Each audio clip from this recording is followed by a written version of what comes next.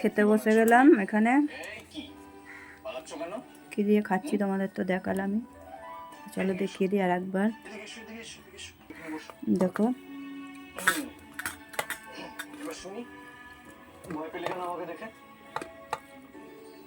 পেঁয়াজ কলি আলু ভাজা দিয়ে আগে খেয়ে নেবো।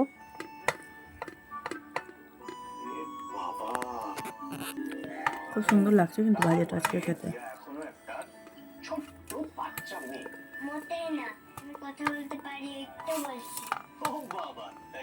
বাবা আর লঙ্কা ছিল না?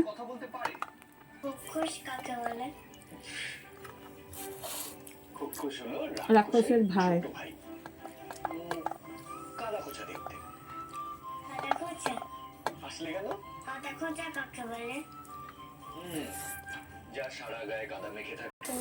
মাছের ঝাল, শুকনো শুকনো আলুর তরকারি,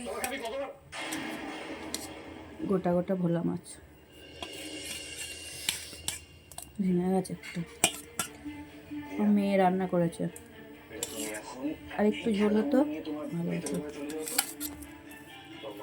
বিকেলে খাওয়ার তরকারি থাকবে না, বিকেলে না রাখতে। এত শুকনো শুকনো খাওয়া যায়? রাতে কি দিয়ে খাবো? মানুষ দুবেলার তরকারিটা বুঝে শুনে করে।